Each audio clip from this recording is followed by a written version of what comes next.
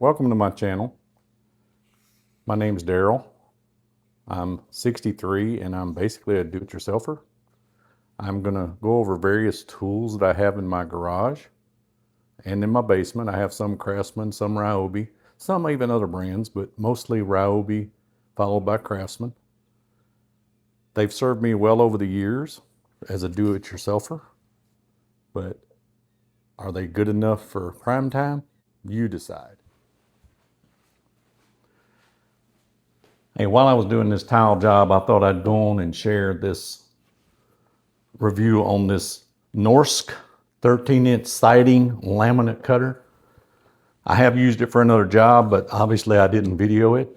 So just give a quick overview.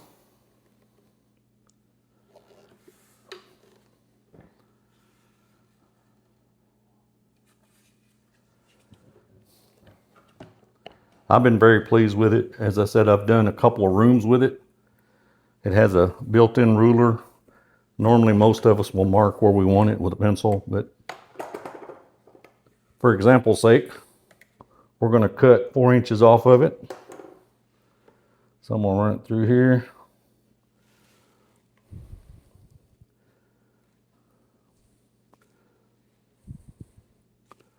And I'm going to knock 4 inches off right there. It does take a little pressure, but it's nothing that's that difficult. Anybody could do it. I've had a child help me. You just got to push down. You hear the snap. Raise it up. I usually give it another one for good measure. And usually if it's laminate, you're going to have that backing on the back. But anyway, that's the cut. Very pleased with it. I'll put a link in the description if you're interested in one. I don't remember the exact cost, but I'll put that in the link as well. It wasn't extremely high. It was an Amazon find.